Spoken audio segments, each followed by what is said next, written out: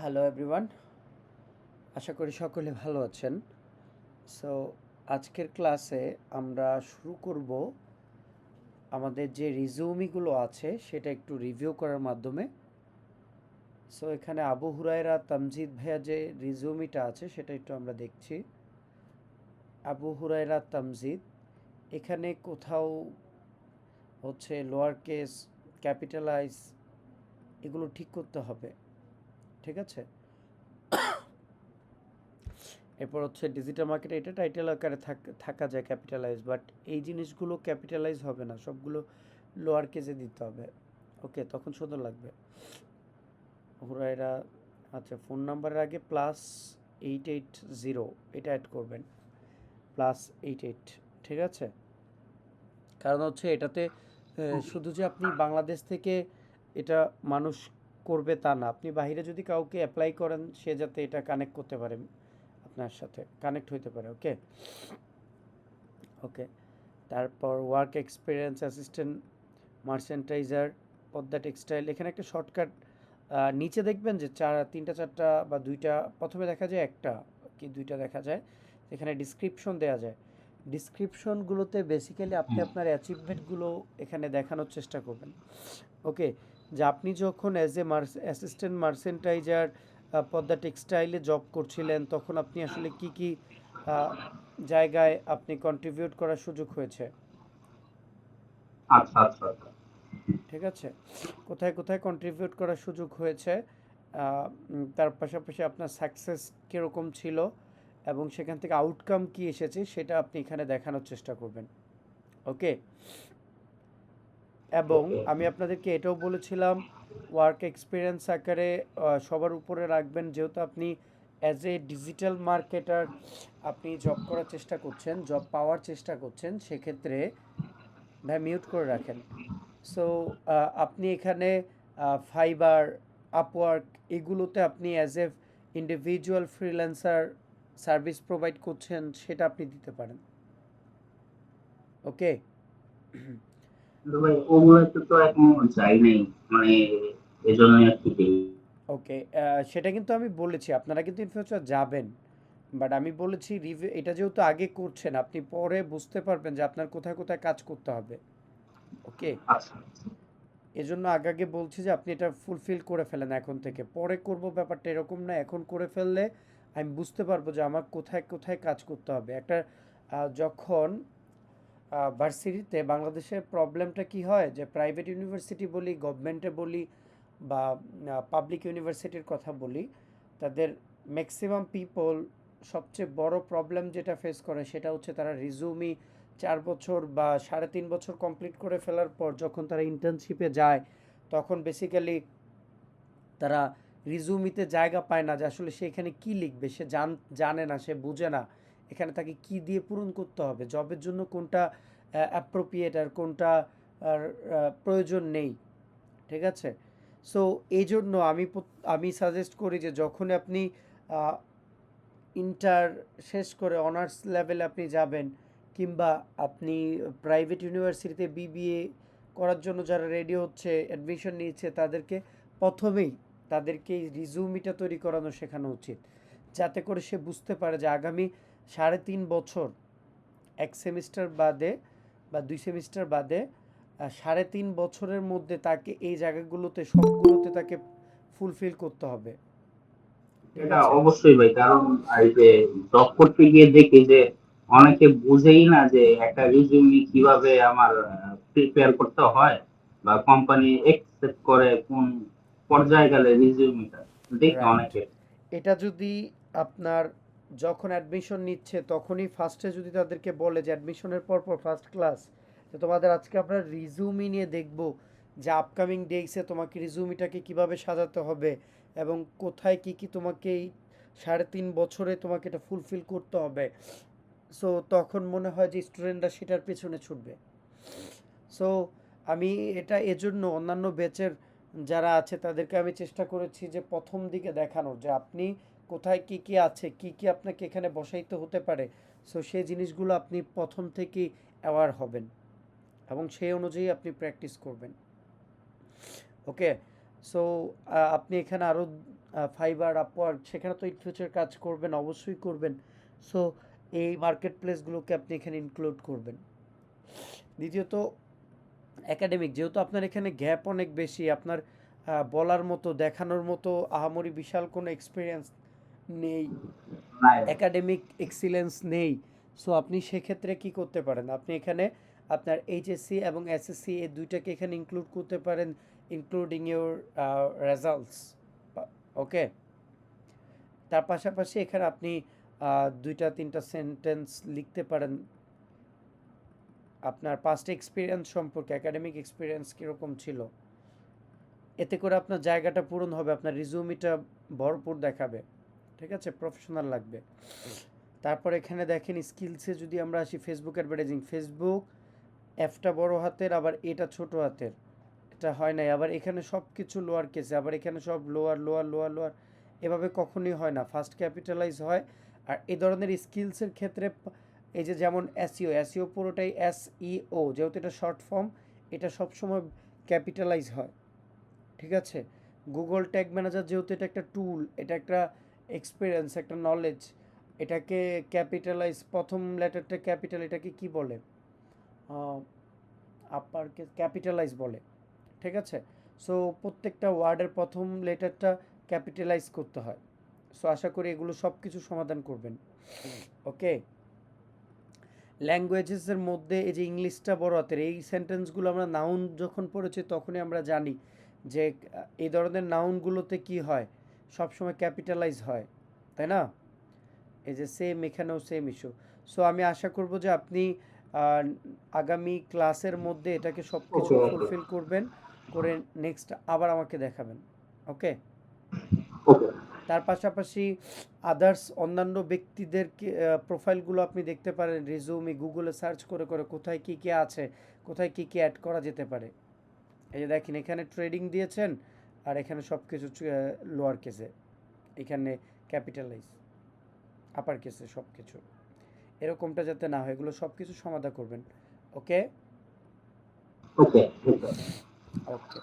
তারপর আরেকটা রিজুমে আমাদের হাতে এসে আসছে, সেটা হচ্ছে সাদিয়া খান আচ্ছা মজলিসের। ভাই, ওই যে ওই আমি সফটওয়্যারটি অ্যাড করতে চাইছিলাম, না, মানে স্টাডি, ওটা কি দিব কি না, দেব এটা না? একটা কোর্স, আপনি সেক্ষেত্রে এই হ্যাঁ, জায়গাটার মধ্যে আপনি কোর্স আকার আরেকটা রাখতে পারেন, কোর্সেস, স্কিলসের এই নিচে, ঠিক আছে, এখানে দিতে পারেন কোর্সেস দিয়ে আপনি কি কি কোর্স কমপ্লিট করেছেন সেটা। ওকে, ওকে। আচ্ছা, আমরা একটু এটা দেখি। Sadia Khan Majlis, okay, executive, right, resultant digital marketing executive, 1 year experience, 1 ইয়ারকে ONE 1 এভাবে লিখলে মনে হয় সবচাইতে বেটার হয়। Experience in developing executing marketing strategies across various digital platforms, professional SEO, SEM, content marketing. আচ্ছা, কন্টেন্ট মার্কেটিং এগুলো আগামীতে শিখবেন ইনশাল্লাহ। সো উইথ দ্য ফাংশনাল, ঠিক আছে এটা। আর এই যে এটাকে আরও যত শর্ট করা যায়, যেমন এখানে আপনি দিতে পারেন মিরপুর ডিওএইচএস বাংলাদেশ, ঠিক আছে, ঢাকা বাংলাদেশ, এই তিনটা ওয়ার্ড দিতে পারেন, যেটা এতটুকু জায়গা সর্বোচ্চ নিবে। সো এটা দিলে আপনার এই জায়গাটা পূরণ হবে। ওকে, সাদি আপু শুনতে পাচ্ছেন? এটাকে যত শর্ট করা যায়, কারণ তারা আপনার অফিসে, আপনার বাসায় যাবে না আপনাকে ভেরিফাই করার জন্য, এটা ঠিক আছে। সো আপনি ঢাকা বাংলাদেশ দিতে পারেন, কিংবা আরেকটু স্পেসিফিকলি আপনি মিরপুর ডিওএইচএস ঢাকা বাংলাদেশ এটাও দিতে পারেন। ওকে, আর ফোন নাম্বারের আগে হচ্ছে +++880 এভাবে দিতে পারেন।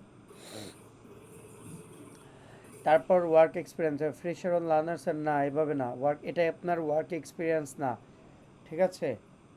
ওয়ার্ক ওয়ার্ক এক্সপিরিয়েন্স হচ্ছে আপনি ইন্টার্নশিপ করার জন্য, না, আমি কোম্পানি দিয়েছিলাম, তো সেভ হয়নি, ডিলিট হয়ে গেছে। সেটা হওয়ার কথা না। এই যে কন্ট্যাক্ট আশিকুর রহমান, এখন যার কাছে রেজুমিটা যাবে সে কি বুঝবে আশিকুর রহমান কে, হুইজ আশিকুর রহমান। ট্রেনার। হুম হুম। সো এরকম মিসলিডিং ইনফরমেশন দেওয়া যাবে না।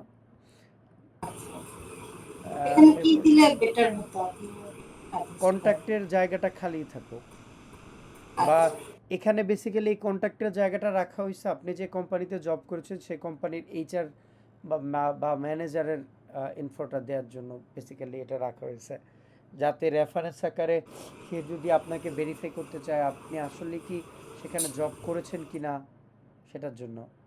বুঝেছি? ইয়া, আমার একটা কোশ্চেন আছে। জি, যেমন আমি তো এখন আসলে অনলাইন প্ল্যাটফর্মে কাজ খুঁজছি, হ্যাঁ? জি, বাট আমার প্রিভিয়াস এক্সপেরিয়েন্স ছিল দুইটাই ডিফারেন্ট টাইপের।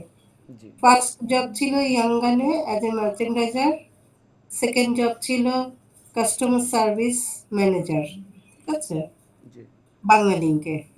সো এগুলো তো এর সাথে যায় না, এই জন্য এখানে দেওয়ার কি কোনো দরকার আছে?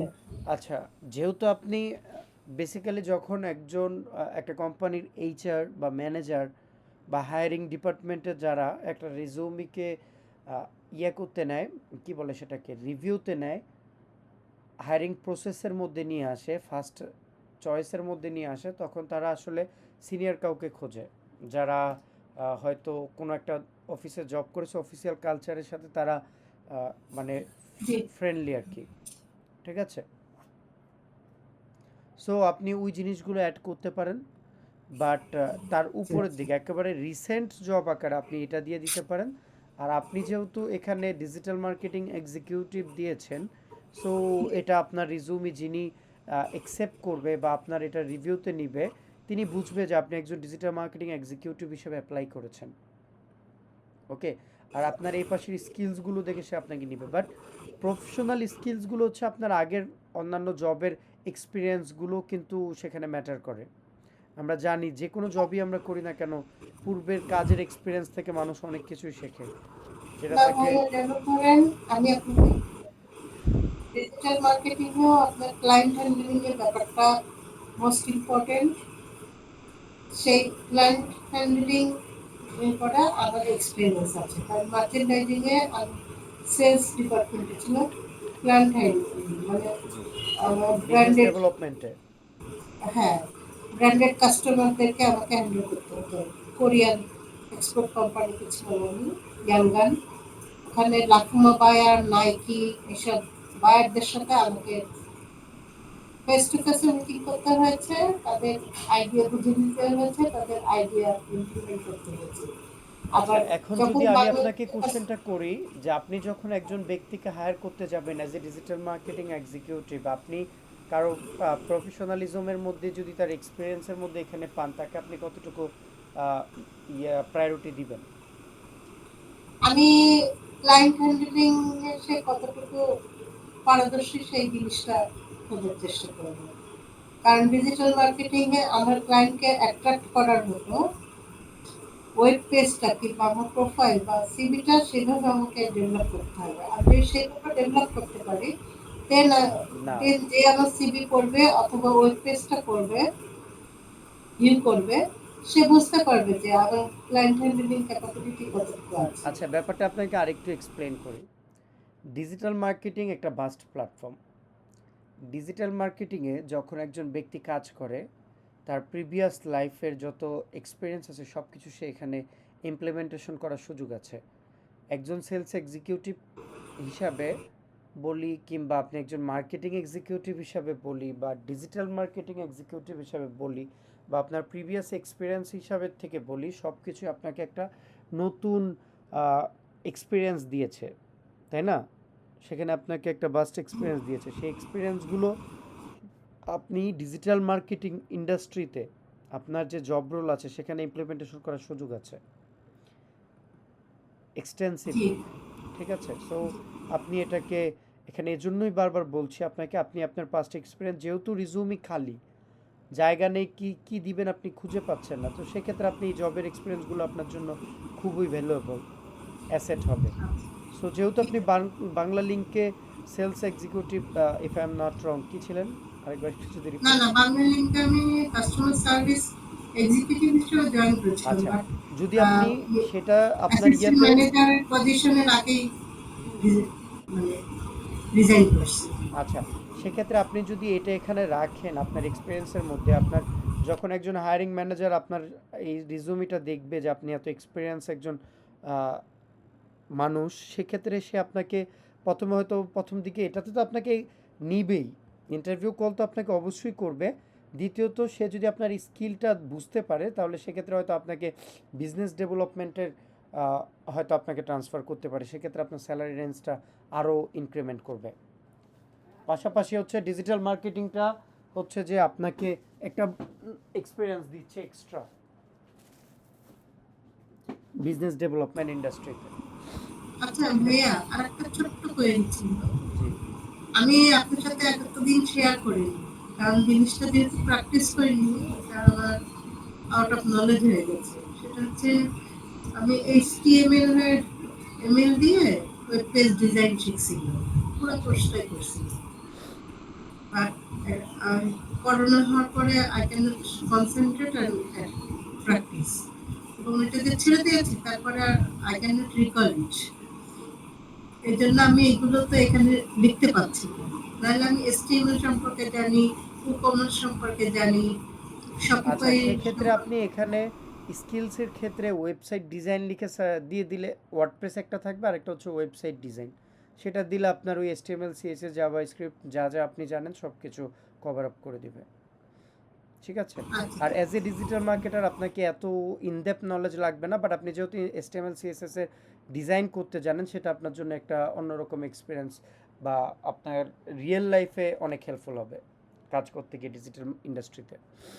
কারণ আপনি অলরেডি হয়তো এটার সাথে আহ, আপনি কি বলে এটাকে একমত হবেন যে আপনি দেখতে পাচ্ছেন যে আমি যখনই কোনো কোড ইমপ্লিমেন্টেশন করতে যাচ্ছি সেই HTML CSS এর কোডের মাঝখানে কিন্তু অ্যাড করতে যাচ্ছি।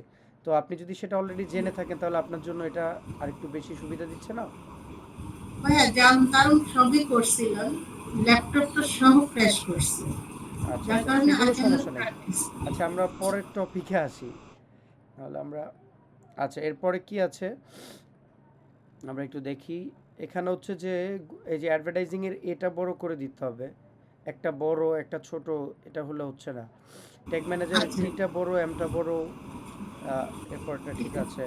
তারপর হচ্ছে অ্যাটেন্ড ক্লাসেস রেগুলারলি, না এই জায়গাটা পুরো চেঞ্জ করতে হবে।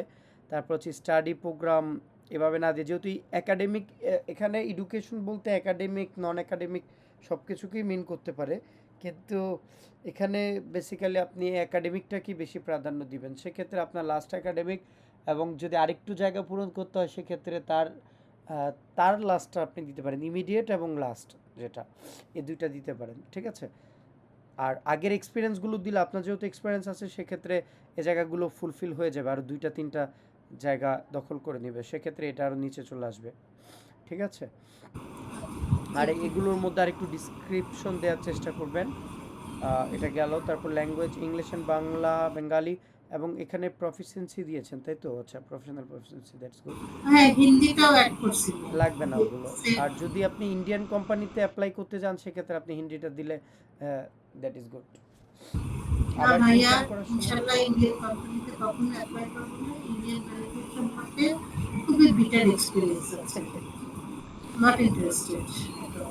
আচ্ছা, বাংলাদেশ আমার একটা ফ্রেন্ড আছে, সে প্রথমে অ্যাজ এ সফটওয়্যার ইঞ্জিনিয়ার সে ইয়াতে ইন্ডিয়ান একটা কোম্পানিতে ইন্টার্নশিপ করেছে, তারপর সে আরেকটা কোম্পানিতে গিয়ে সে আমেরিকান একটা কোম্পানিতে জব করার সুযোগ হয়েছে, এখন ভালো স্যালারিতে জব করছে সফটওয়্যার ইঞ্জিনিয়ার। সো ব্যাপারটা এরকম না, আপনার স্কিল ডেভেলপমেন্টের ক্ষেত্রে যেখানেই আপনি জব ফার্স্ট শুরু করেন না কেন এটা আপনার জন্য একটা গুড অপরচুনিটি। ঠিক আছে। সে তো অবশ্যই। সো শুরু করার দিকে আমরা অনেক কিছু ছাড় দিতে পারি। তারপর আমরা যদি দেখি আর কারো কোনো রিজিউমি বা কোনো কিছু আপলোড করেছেন কি না, সো আমি দেখতে পাচ্ছি না। ঠিক আছে, আপনাদের আর কারো কোনো রেজুমি কি আপনারা দেখাবেন?